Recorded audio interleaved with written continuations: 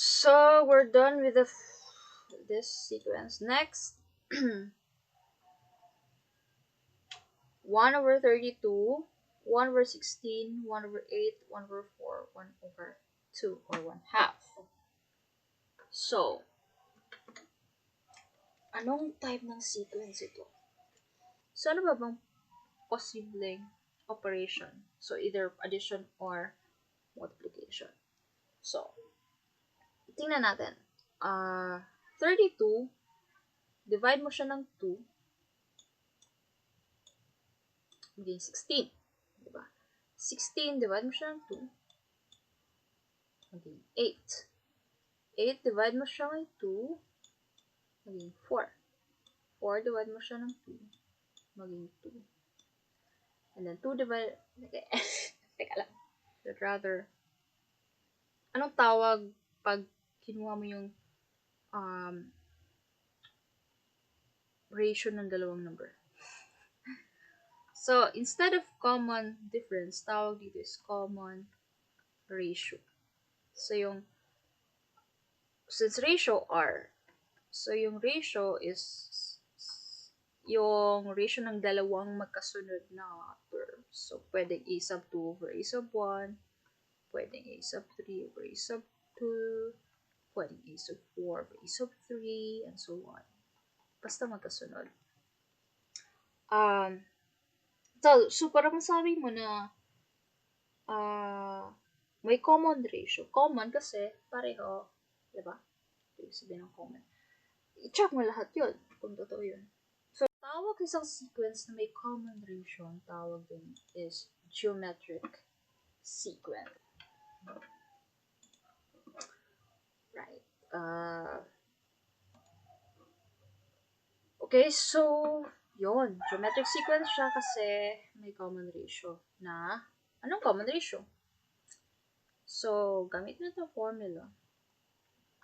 Second term is 1 over 16. First term is 1 over 32. So, 1 over 16 divided by 1 over 32. So, mag-divide ka ng dalawang fraction, ibig sabihin mo, multiply mo siya ng reciprocal dito, which is 32 over 1 is 32 over 16 is 2. So, yung common ratio pala dito is 2. So, makikita mo kasi increasing yung sequence. Kasi mas maliit yung denominator, mas malaki yung number. Parang ganun. So, common ratio is 2. Right. Next, what is the next term? So, obvious naman siguro dito. Kung i-follow mo lang yung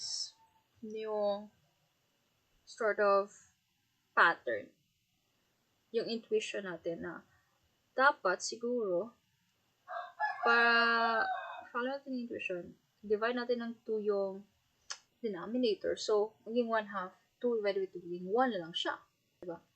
So, yung equation natin dapat, yung next term is 1. So, yung nth term is ang geometric sequence. Sana ba yun? Is a sub n, a sub 1. So, instead na mag-add ka, mag-multiply ka ng common ratio. Raised to the power of n minus 1. So, yung first term is, again, 1 over 32. Yung common ratio is 2. Yung n, ano sinasolve natin dito? A sub 6. Yung n is 6 minus 1. So, 2 to the 5th power.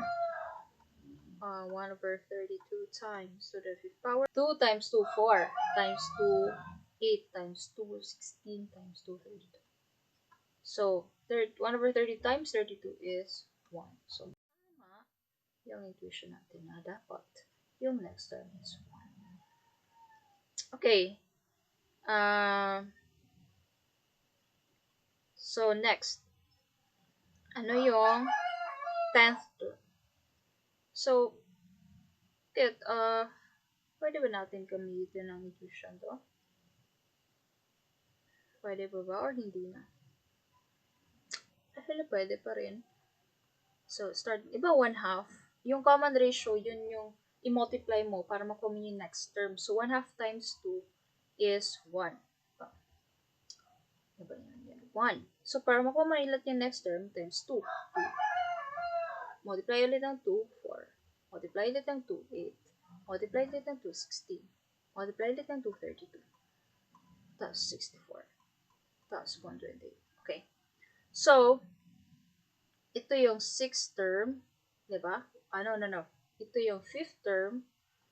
Ito yung 6th, 7th, 8th, 9, tsaka 10th term. So, sa intuition natin, dapat yung 10th term ay 16. So, actually, pwede na yun. Depende kung anong hinahanap ng teacher sa kung okay lang ba sa kanya na ganito yung solution mo or kailangan bang gumamit ng formula. So, yung concept ng geometric sequence, yun lang naman yun. Mag-multiply ka ng common number para makuha mo yung next term. A sub n equals a sub 1 r to the n, the power of n minus 1. So, a sub 10, n equals 10, a sub 1 r to the n, 10 minus 1. A sub 1 is 1 over 32. Common ratio is 2. 10 minus 1 is 9. 1 over 32 times. So, alam ko, 2 to the 5th is 32. So, ang gagawin ko, gagamitan ko na siya ng laws of exponents. Para mas hindi malaki numbers yung mag-deal. So, alam ko yung 32 is 1. Alam ko na yung 32 is 2 to the 5th power. So, pwede ko siyang gamitan ng laws of exponents. So, pareho yung base 2. So, subtract ko lang yung exponents. 9 minus 5, 4. Ano yung 2 to the 4th? 16, diba? 2 to the 4th is 16 kasi 2 times 2, 4 times 2, 8 times 2, 16. So, yun. So, tama. Hinala mo na dapat 16 yung 10th term. So, summary. Yung geometric sequence ay isang sequence na may common ratio. Sabihin, para makuha mo yung next term, mag-multiply ka ng isang number. So, yung number, pwede siyang whole number, pwede siyang fraction. So, in this case, yung common ratio dito is 2. Paano makuha yung common ratio? Kunin mo lang yung ratio ng dalawang magkasunod na number. Tapos, yung formula ng nth term na dito. A sub n equals a sub 1 times r to the power of n minus 1.